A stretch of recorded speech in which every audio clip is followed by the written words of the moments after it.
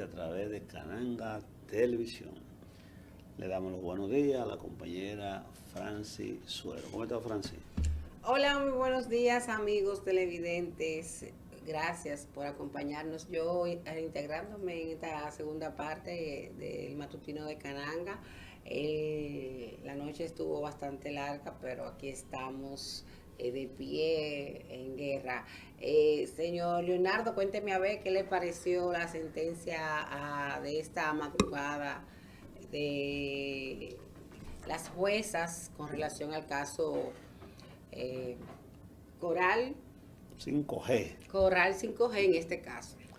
Bueno, la apreciación de la magistrada, que vieron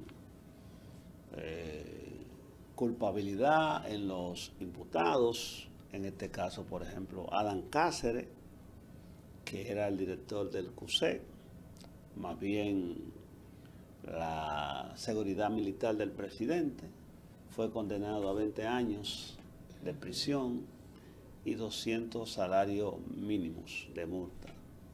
Lo propio fue condenado el general Torres Rubiú, director del CETUL, a la misma pena, 20 años y 400 salarios mínimos.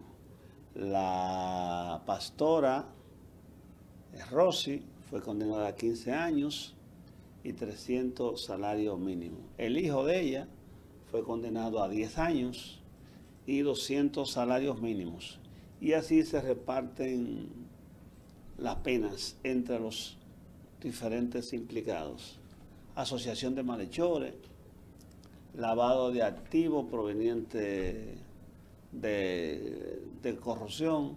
El señor Girón fue el que corrió con mejor suerte, a él se le condenó a 5 años de prisión suspendida por su colaboración en el caso. Fue testigo estrella. Eso naturalmente todos sabemos que irá a apelación y en apelación la Corte determinará si fue aplicado bien el derecho, si las motivaciones de la jueza está bien fundamentada, y entonces la Corte pudiese ratificar la sentencia dictada por la magistrada de este tribunal. La principal magistrada se llama Esmilna Giselle Méndez, fue la presidenta del tribunal. Sí, también conjuntamente con Tania Yunes y Giselle Naranjo. Estas magistradas motivaron cada una de las sentencias, cada uno de esos imputados. Hubieron votos disidentes donde también dieron su parecer en la disidencia. ¿Hubo otro voto disidente? Sí, hubieron ¿Cuál de ellas? El hijo de la pastora, la magistrada, la presidenta y Giselle Naranjo estaban de acuerdo, ya lo explicaron muy bien, en que él no era culpable. No era culpable porque a la hora del caso él tenía 21 años, era muy joven y guiado por su madre, su máxima autoridad, como que no tenía conciencia de los delitos que estaba incurriendo y que no podía de una forma u otra negársele a su madre. Él nada más obedecía. Entonces la jueza Tania Yunes ya dijo que él ya era un adulto y que ya él sabía de dónde provenía, de dónde se movían el dinero, a quién se le llevaba, a quién no se le llevaba, cuánto se depositaba, y que esa era una forma de que él ser partícipe. Entró en la asociación malhechor. ¿Tenemos sonido? Sí, director? Tenemos audio. Vamos a escucharlo un chingo, por favor. Vamos a escucharlo, sí. Primero, declara a los imputados Adán Pedón y Cáceres Silvestre y Juan Carlos Torres Rubiú de generales que constan en la sentencia, los relacionados en los artículos 166, 167, 265, 266 y 405 del Código Penal, 3 y 4 de la Ley 712 de fecha 27 de junio de 1927, que sustituye los artículos 171 y 172 del Código Penal, 18 de la Ley 311-14 sobre declaración jurada de patrimonio, 3.1, 3.2, 3.3, 9.2 y 9.4 de la Ley 155-17 contra el lavado de activos y del financiamiento del terrorismo y los artículos 3 literales A, B y C, 8 literal B, 18, 19 y 26 de la Ley 72-02 sobre el lavado de activos provenientes del tráfico ilícito de drogas y sustancias controladas y otras infracciones graves. Al haber sido aprobada la acusación presentada en su contra, en consecuencia, les condena a cumplir la pena de 15 años de reclusión mayor y el pago de una multa de 400 salarios mínimos del sector público. Ustedes estarían de acuerdo con que se limita la lectura de los artículos y ustedes se mencionan el nombre, la declaración que se requiere y se pasa a la ley.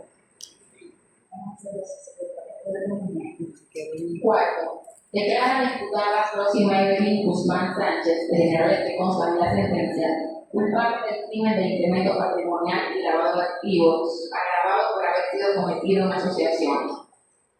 Al haber sido aprobada la acusación presentada en su contra, en consecuencia le condena a cumplir la pena de 15 años de prisión y a cabo de una multa de 300 salarios mínimos del sector público. Quinto, declara a la diputada Esmeralda Ortega Polanco, de generales que constan, culpable del crimen del uso de documentos de banco falso, incremento patrimonial y lavado de activos, agravado por su condición de empleada de un sujeto obligado y por haber sido cometido en asociación. Al haber sido aprobada la acusación presentada en su contra, en consecuencia, le condena a cumplir la pena de 10 años de prisión y al pago de una multa de 400 salarios mínimos. Sexto, declara al imputado José Manuel Rosario Girón, de generales que constan en la sentencia, culpable de asociación de malhechores, prevaricación, desfalco, estafa contra el Estado, incremento patrimonial y lavado de activos. Al haber sido aprobada la acusación presentada en su contra, en consecuencia, le condena a cumplir la pena de 10 años de reclusión mayor y al pago de una multa de 200 salarios mínimos del sector público. Séptimo, declara al imputado Juan Reyes Batista, de generales que constan, culpable de asociación de malhechores, prevaricación, desfalco, enriquecimiento ilícito y lavado de activos. Y en consecuencia, le condena a cumplir la pena de 10 años de reclusión mayor y al pago de una multa de 200 salarios mínimos del sector público. Octavo, declara al imputado Franklin Antonio Banda Flores, culpable del crimen de enriquecimiento ilícito y lavado de activos. En consecuencia, le condena a cumplir la pena de 10 años de prisión y al pago de una multa de 200 salarios mínimos del sector público. Noveno, declara a la diputada Johanna Lucía Rodríguez Jiménez, culpable de asociación de malhechores, desfalco, uso de documentos de comercio falsos, estafa contra el Estado, incremento patrimonial y lavado de activos, al haber sido aprobada la acusación presentada en su soborno, desfalco, estafa contra el Estado. Bien, como pudimos escuchar, ahí fue parte de la sentencia emitida por las juezas del primer juzgado de instrucción del Distrito Nacional, donde condenaron a 29 de los imputados, alrededor de 35 eran, incluyendo las empresas. Corregirte, no es el primer juzgado de instrucción, es el primer tribunal colegiado. Porque era fondo. Sí. El juzgado de instrucción lo que conoce son la medida de coerción. Sí, la medida de coerción y preliminar. Exacto. Cuando va a las pruebas. Entonces ellas realmente se extendieron hasta las 3 y algo de la madrugada, iniciando a las 3 de la tarde, y realizaron varios recesos, algunos 6, 7 recesos de 10 minutos. Un solo de esos recesos fue de media hora, o sea que fue una jornada laboral bastante larga y extendida. La multiplicidad de imputados y la cantidad de los imputados, sí. Así mismo es. También tenemos las reacciones de los abogados de las víctimas y de algunas mismas víctimas también, y el Ministerio Público dio sus declaraciones al final de la audiencia. Vamos a escucharlo. Soluciones, yo tuve clientes que fueron absueltos, otros que fueron condenados. Obviamente vamos a esperar que el tribunal dé la decisión íntegra el 14 de agosto y obviamente vamos a apelar para aquellas personas que fueron condenadas, obviamente vamos a apelar, porque no estamos de acuerdo con y lo de 5.000 millones al Estado, ¿qué usted tiene que decir? Porque yo entiendo que es una sentencia que nunca antes se había emitido una sentencia como esta. Personas condenadas a 20 años por actos de corrupción, normalmente por estos actos se han condenado a 8 o 10 años, no más de 10. Así que yo entiendo que es algo sin precedentes y es por eso que nosotros vamos a apelar. Susceptible de un recurso de apelación, toda vez de que el Ministerio Público había solicitado 20 años para nuestro patrocinado. El tribunal encontró falta para una condena de 10 años y nosotros, en virtud de lo que establece la normativa en su artículo 433, vamos a recoger la sentencia. Y sobre los 5.000 millones de pesos al Estado como daño y perjuicio, ¿qué tiene que decir? Esos 5.000 millones de pesos que ha establecido la sentencia, nosotros, después de un análisis arduo, cuando nos la notifiquen, que será el 14 de agosto, entonces vamos a referirnos a dicho monto. Su nombre, el Estado Dominicano, 5.000 millones de sanción al Estado. ¿Satisfecho con esta sentencia, sí o no? Esta sentencia es significativa y es ejemplar, y sobre todo histórica. Es la primera vez que una cúpula militar activa es condenada en los tribunales de la República por hechos cometidos durante el ejercicio de una función pública, pero sobre todas las cosas, es la indemnización más alta que se ha otorgado a favor de una víctima en un caso de corrupción pública. Una indemnización de 5.000 millones de pesos y el reconocimiento del Estado Dominicano como víctima de hechos cometidos por funcionarios. Saludamos la decisión del tribunal. Realmente ha sido un gran esfuerzo de las juezas por profundizar en la decisión. Acogieron la teoría del Ministerio Público tal y como se presentó, pero sobre todo acogieron la Constitución en actor civil, acogieron la profundidad con la cual le sometimos los daños y sobre todo acogieron el tema del daño moral. Reconocieron que el Estado Dominicano sufrió un daño reputacional, reconocieron el daño que sufrió la institución del presidente de la República, reconocieron el daño que sufrió el turismo dominicano a través de la policía turística y sobre todo son 5.000 millones de pesos que van a retornar a las arcas del pueblo dominicano, tal y como el presidente Luis Abinader prometió al contratar este equipo de abogados. ¿Le manda un mensaje esta sentencia al país? Claro que sí, es una sentencia histórica. Manda un mensaje al país de que la corrupción no va a ser tolerada, la impunidad tampoco, y poco importa la posición que usted ocupe. Aunque usted sea un alto militar, un militar de alto rango, usted va a enfrentar consecuencias si incumple el mandato que la ley le da. ¿Su nombre es? José Alberto Ortiz Beltrán, Rafael Rivas y Alberto Camaño, equipo de recuperación de patrimonio público. Gracias, pasen buena mano. 60 años para los tres principales. Espérense, ya, lo tienen ya. Edín. 60 años para los tres principales acusados. 5.000 millones, ¿qué tiene que decir? La decisión que ha dado el primer tribunal colegiado del Distrito Nacional en esta madrugada es una decisión histórica que ha condenado entre 10, 15 y 20 años a la plana mayor de esta estructura criminal, y esta sentencia es un reconocimiento al trabajo del Ministerio Público y a la fortaleza de la investigación.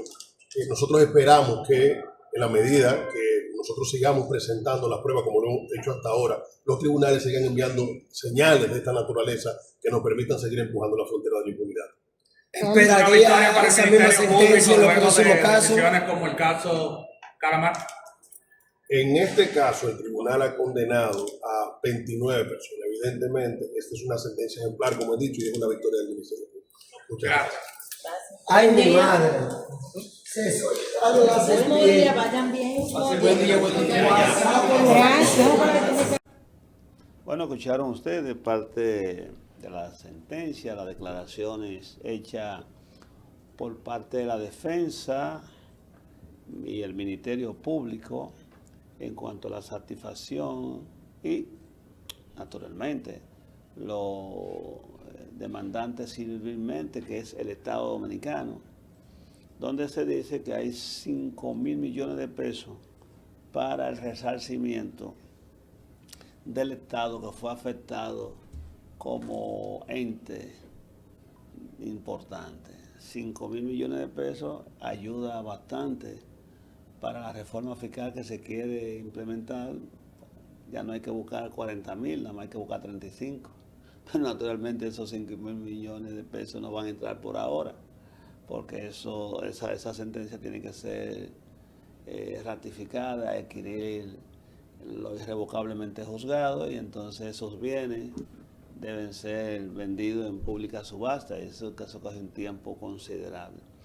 Lo que yo me pregunto, con la sentencia de Adán Cáceres, que era el jefe de la seguridad de Danilo Medina, a 20 años de prisión y 4.400 salarios mínimos, y de alguna manera de Torres Rubiú, director del CETUR, que tiene que ver con la seguridad turística, ¿no se está condenando de manera indirecta al gobierno de Danilo Medina? Danilo Medina, que en una ocasión se le preguntó sobre el tema de la corrupción, y él respondió: ¿cuál corrupción? ¿Dónde está la corrupción? Y con Adán Cáceres detrás. ¿Fallaron los organismos de seguridad del Estado en ese entonces, que no pudieron informarle al presidente Medina que una cuadrilla de generales se habían coludido para cometer actos de corrupción y asociación de malhechores? Lo desconocía el presidente Medina, que su jefe de seguridad, su jefe de CETUR, y quien sustituyó a Cáceres también, el señor Viola, estaba metido en estas andanzas. Hasta ahora han sido encontrados culpables. Que no haya adquirido la firmeza esa sentencia, pero son culpables. Entonces, ¿en qué medida se sienta el gobierno de Danilo Medina en el banquillo de los acusados? Y digo que se sienta porque, que sepamos, en muchos años es la sentencia por corrupción más elevada. No recordamos nunca, ni en los gobiernos, bueno, podría decirse que los 20 años de prisión al que fue condenado Jorge Blanco, que adquirió lo irrevocablemente juzgado, luego sufrió, tuvo el perdón de Hipólito Mejía, pero no hubo esa indemnización, esa multa a favor del Estado. Entonces, Danilo Medina desconocía toda esa tratativa, porque con Danilo Medina robaban los militares y robaban los civiles, porque su hermano fue condenado recientemente a 7 años de prisión. Uno de sus cuñados llegó a un acuerdo de la entrega de miles de millones de pesos al Estado para no responder por sus acciones de pillaje ante el gobierno. Pudimos ver ahí a colaboradores de Danilo Medina como Mimilo, que también llegó a un acuerdo con el Estado. Es decir, se está sentando el precedente, y aunque Danilo Medina no fue llevado al banquillo, con estas 2 sentencias, tanto de civiles como de militares en su gobierno, indirectamente se le juzga a él también, o más bien a su gobierno. Francis. Realmente ha sido una sentencia ejemplar, única en la historia, tanto por la alta cantidad de dinero a resarcir al Estado como cantidad de años a los imputados. Claro está, también el caso es bastante amplio. Se recuerda que este proceso forma parte del expediente Coral y Coral 5G, donde el Ministerio Público afirma que este esquema de entramados fue de entre los años 2012 al 2020, donde el cuerpo de seguridad, tanto del presidente como de sector turístico, de seguridad turística del del país estuvieron involucrados. Yo creo que es, aparte de que es una condena ejemplar, el mensaje va para que los organismos de control, de vigilancia,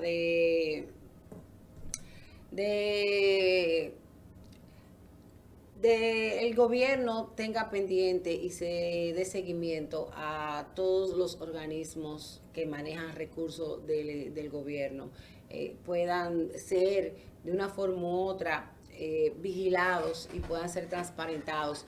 Esto que se dio, este entramado de los casos denominado Coral y Coral 5G, no entiendo que no son el primero que se dan ese tipo de situaciones entre las Fuerzas Armadas y la Policía Nacional, donde manejan recursos y nóminas a discreción, y que en ninguna de estas nóminas se ventila o se divulga en los medios a la opinión pública cómo se manejan esos recursos.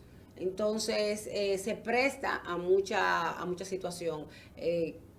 Era un entramado donde una parte se encargaban de reclutar a miembros de esas instituciones simple y llanamente para nombrarlos y para cuando cobraban sus cheques se quedaban la persona nombrada con un 10 o un 20%, dependiendo el salario, y el resto era devuelto. Entonces, eso es una corrupción. Claro, sí, es una corrupción pero hay que decir también que lo que mandaban antes de ellos hacían lo mismo. Eso es lo que estoy diciendo, que realmente aquí el mensaje debe de ser de que el gobierno central, el presidente, tiene que poner un ojo visor, el gobierno de turno, no tiene que ser el presidente Luis Abinader, y el que venga, cualquiera, de tener un control más supervisado de estos recursos que manejan esas instituciones, aunque son instituciones castrenses que ellos manejan su nómina, pero deben de ser vigilados, deben de ser... Mira, lo que acontece es que durante muchos años, desde la época de Trujillo, se vendió la idea de que los militares eran inescrutables, que eso de meterse con los militares era una especie de cepo, o más que de cepo, de pared infranqueable. Y por ello los militares de este gobierno y de Trujillo hacia acá hacen lo que les dé la gana y no rinden cuenta. No. Entonces los militares, hay que decirle que ellos son servidores públicos. Claro. Y que la Cámara de Cuentas y Contraloría. No sé si la Cámara de Cuentas. No, la Cámara de Cuentas. No sé si. O sea, la Cámara de Cuentas no discrimina a la hora de poder entrar y chequear si los recursos públicos han sido bien invertidos. Mire, aquí, si se le hace una auditoría a todos los que han pasado por el generalato, incluyendo ministros, que ahora se llama de defensa, en ocasiones secretario de Estado, y los que han sido jefes de Estado Mayor, ninguno soporta una auditoría forense a profundidad.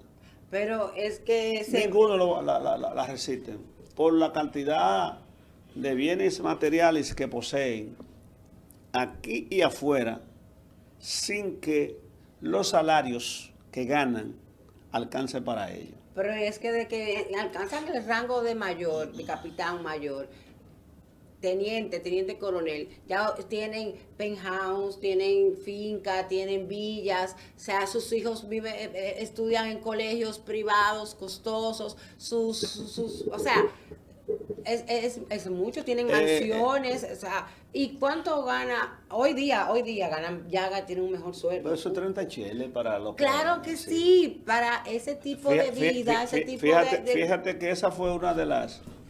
Ese entramado era con todo, era con el combustible, con la comida, con los sueldos, o sea, ese entramado de corrupción era con todo el dinero que entraba y salía de esas instituciones. Uno de los motivos que la jueza encontró suficientes elementos para condenar a Torres Rubio fue esa, que él declaró que se había ganado una cantidad exorbitante en salario cuando realmente no lo alcanzaba. Pero la sociedad ha sido culpable, y no de la sociedad, sí la sociedad que no ha jugado su rol de empujar Crítico. a que todo el mundo actúe con transparencia, porque aquí se le tiene miedo a lo militar. Aquí se le tiene miedo a lo militar de que desaparecen, dan golpes, matan, y cuando la gente ve a un general, está viendo con una persona intocable. Es mentira, usted es un servidor público cualquiera. Que usted progrese, eche hacia adelante, pero demuestre y permita que le escruten su fortuna, porque usted vino de ser probablemente un raso, o cuando no, un cadete regularmente del sur. Y en el sur, ¿cuántos millonarios hay? ¿Cuántos multimillonarios? Claro, lo hay. Pero en ocasiones esa gente que se engancha, como se dice, o ingresa a la Fuerza Armada y a la Policía Nacional, son muchachos de tracción humilde, con sus padres pobres. Van ascendiendo en el rango y van observando los actos indecorosos con que se comportan los superiores, y como no hay sanción, pues yo lo repito. No, y lo normalizan. Pero yo te pregunto lo siguiente, los que han sido jefes de la policía, directores de la policía, desde la época en que yo tengo memoria hacia acá, ¿usted lo ha observado vendiendo chimichurri después que salen del puesto? Yo sí he visto gente que ha sido director general y secretario de Estado, que cuando ha salido ha pasado la prángana, pero ningún militar superior ha pasado por ahí. Entonces esos son los actos de corrupción que los gobiernos permiten. Porque ¿qué es lo que pasa? Los presidentes permiten que los militares roben en este y otro gobierno, precisamente para que no le vayan a hacer una conjura, que los militares no se agrupen y le den un golpe de Estado, aunque ya los golpes de Estado en estos países están mandados a guardar, porque para dar un golpe de Estado necesariamente se debe contar con la anuencia de los norteamericanos, y los norteamericanos no están en eso, aunque eso no quiere decir que no puedan repetirse. Entonces, ¿qué implica y viene a ser? Los militares, en su gran mayoría, se han prevalecido de su condición de militar para enriquecerse. Y el caso de CUSEC y el caso del CETUR, tú podrás decir que fue la gota que derramó la copa, o que hubo algún tipo de inclinación hacia juzgar a esos militares para de una manera darle un tacazo a Danilo Medina. Pero de hacia atrás ha sido mucho lo que se ha robado, lo que se ha depredado. Vaya a buscar los terrenos del CEA.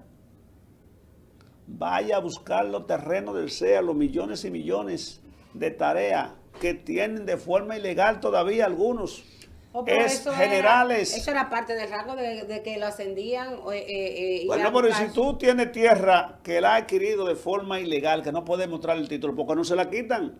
Porque hay temor a que los que están activos digan, bueno, yo tengo mi tareita por ahí, cuidado. Entonces, el propio Estado Dominicano, a través de los políticos que lo han dirigido, ha tirado un manto de impunidad al sector militar. Y esto lo sabe. Yo te pongo a decir, yo cruzaba en su momento por la Fuerza Aérea Dominicana, sobre todo en los tiempos de diciembre, y había un individuo general ahí, que no recuerdo el nombre, que tenía una casa prestada, porque hay que decirle que hay casas de oficiales y casas de subalternos. Los de subalternos están por allá tirados por donde está el play. Los de los militares de alta graduación están más cercanos al Hospital Ramón de Lara.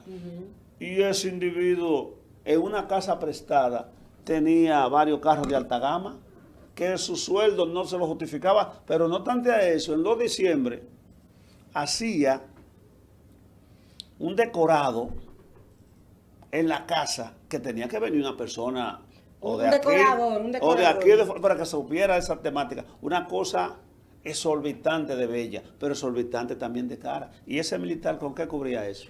Por complacer el ego personal de él y el ego de la esposa y de la familia. Y no sabía el jefe de Estado Mayor de la Fuerza Aérea de entonces de esos movimientos, porque nada más tenía que pararse en la casa.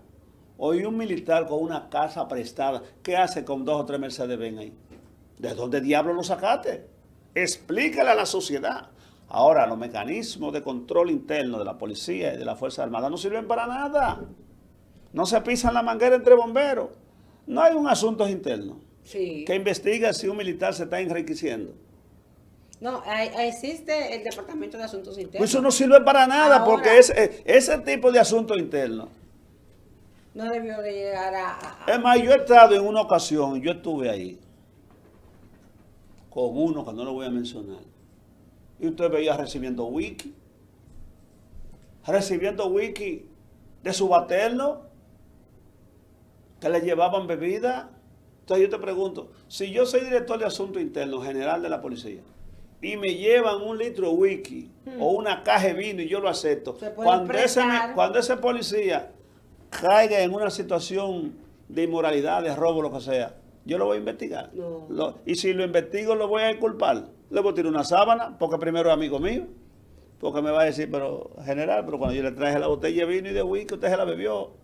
¿Tú me estás entendiendo lo que es? Si la gente en un puesto importante acepta dádiva y regalito, en esa medida está comprometiendo las decisiones que pueda hacer a futuro, una investigación X. Entonces aquí siempre ha existido, Francis, el plurito de que los militares son intocables. Y por eso se hace y se deshace. En la gestión de Díaz Morfa, este que acaba de salir, que estuvo recientemente siendo ministro de las Fuerzas Armadas, y en ocasiones de Hipólito Mejía ocupó el puesto también. La Cámara de Cuentas puede decirle al país cómo Díaz Morfa, en su condición de secretario o ministro de la Fuerza Armada, gastó los chelitos. En modo alguno estoy diciendo que Díaz Morfa está comprometido con nada, pero en aras de la transparencia debe haber